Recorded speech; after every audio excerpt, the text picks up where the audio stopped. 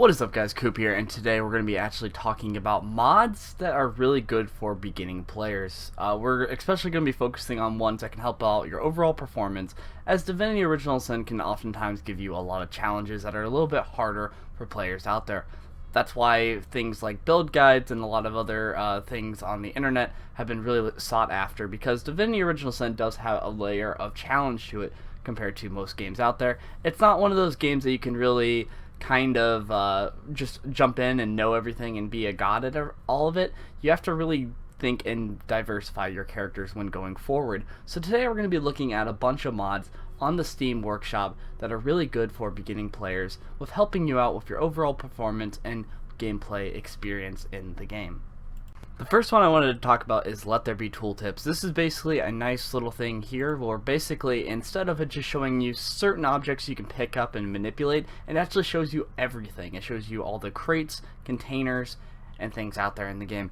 Now obviously this doesn't pick out every single one out there, but it does allow you to be able to find those hidden items and sort of potions and scrolls on the ground a lot easier than before.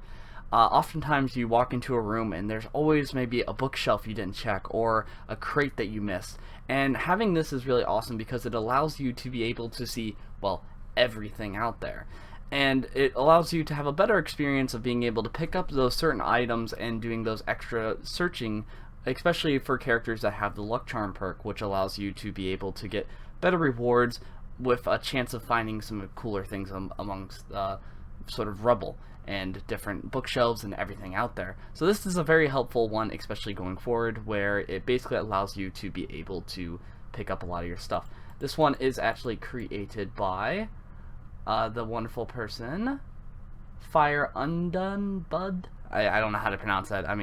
But basically this guy does a really nice work here. He has a Patreon, so I highly suggest supporting him. But yeah, this is a really good one that helps out with that. Next is using potion gives empty bottles. It doesn't really make sense from a thematic standpoint where you take a potion and it doesn't leave an empty bottle. It's really kind of annoying, especially when you're crafting a bunch of these health potions and these different types of magic armor potions and physical armor potions, and then you craft them and then they just disappear. It's important that some of those glass bottles are kept for your crafting, which I want to do crafting guides eventually down the line, but I find that this one is really good because it doesn't really break the immersion, doesn't really break the game. It's just something that should have been in the game, but this one is really good. And this one is created by Samran Zenov. All these creative names, I know. But this guy does some really good work, and I really kind of like this. The fact that, when you drink something, it should leave a empty bottle for you. So this one doesn't seem to break the game too much. Not all the items out there in the game give you bottles, like, if you drink water and everything. But one of the things that is kind of important is if you drink something, you should be able to have the bottle still with you. So this is one of those ones that helps out later down the line. Next is the Fort Joy respec. So basically this adds a giant mirror right at the beginning of the game to where you can actually respec your character and kind of redo everything out there. Say you go through the beginning of the game and you go through the entire ship scene and you really don't like the way your character is built, or perhaps, for example, you screwed up on your build along the way. Well, it's a really long time because you have to wait all the way until the beginning of Act 2 where you get a ship to be able to respec your character. Now this can be very annoying, especially going forward, and it should just be in the beginning. It really should, because it allows you to be able to respec your character. Keep in mind, throughout the entire game, this respec mirror is always there. It's not like it's groundbreaking or breaks anything out there, as it does allow you to basically respec right at the beginning, because throughout the entire game you will be able to respec. So this just adds it to where it's right in the beginning, to where it's very helpful, especially going forward and allowing you to do your different builds. Hell, you might even look at some of my builds and try to build some of them along the way. This is created by Vinka, so awesome name there. Everybody with these creative names. But yeah, this is a really good build altogether. I really highly recommend. It doesn't really break the game anyways, and it just overall is very helpful. This next one is a little controversial. This one you don't have to choose for you guys who want a pure gaming experience that's not really manipulated as much, but the next one I'm talking about is Free Pet Pal, which basically allows you to be able to talk to animals. It's very annoying when you don't have way to talk to animals, as a lot of them, there's a lot of quests out there, such as the fire slugs in the beginning of Act 1, where having Pet Pal actually gets you access to a whole quest line. There's also a certain chicken that you can talk to in Act 2 that gives you another major quest line, and it really sucks having you miss out on all these extra quest lines to level up your characters just because you can't talk to animals. It's much rather preferred that you be able to have that talent to use it on something that's better for building your character rather than talking to animals. Now keep in mind, if you're a purist, you don't have to choose this one. I just suggest it because it allows you to have a little bit of freedom of playing some other things out there and having you be able to get all the access to the different stuff out there in the game questing wise. It doesn't really hurt you that much, it just adds more to your gaming experience and a lot more quests out there for you to do. But I can understand if you do not want this. It's just, this is another one I suggest that adds a little bit of free XP and some really cool quest lines along the way. The next one I want to talk about is Better Clouds. So Better Clouds basically allows it to where the clouds are more distinct. One of the things in Divinity Original Sin, as mean it is to say, the clouds in the game suck. They are awful. There's multiple times where the gray will be in a gray area, and sort of these gray clouds, you won't be able to see anything. Like for example, it's really hard to see characters sometimes, and then sometimes you don't even see the cloud, it just kind of blends in. It just adds a lot of issues there. One of the things with Better Clouds is it allows you really to be able to see these clouds, and they're very defined and obvious. So when you're doing your planning and doing your different attacks, you can actually look at the difference here. As you can see, the difference between that and that is major.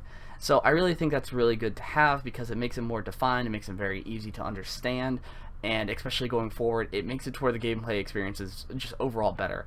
I highly recommend this one. It does not change any of the balance of the stuff, it just makes it a little bit visually easier to see, and especially going forward. The next one I wanted to talk about is Just Let Me Build You. So one of the things that's really annoying, especially in the beginning of Act 1, is when you meet an origin character and you tell them what class you want them to be. They join your party and then they already have the points assigned, which is so really annoying, especially if you have like a certain build in mind. Now, obviously you can use the respect mirror I mentioned in the previous part of this video. However, with Let Me Build You, it allows you to actually just right at the bat put your points where you want them, and to give you all the skill books of the trees that you want, so that way you can kind of build the build that you really want to build. So I especially like this one because it just basically, it's very annoying when you recruit a person and then they just, already have the points in the places that they have from the pre-builds, and this allows you to be able to kind of build the way that you want. It's a minor thing, but it's one of those things that especially can be frustrating for me, for example, when I'm trying to do a build for my party comp, and this character already has points in there. And the thing is, with Act 1 you don't get a respec mirror until later on, and it's really tedious and annoying. It's one of those things that if you don't do the respec mirror, you can do it with the characters here, because you don't have control over these characters per se compared to your actual character. So this one I highly recommend. It's made by Avinkia. Gosh, all these crazy names again.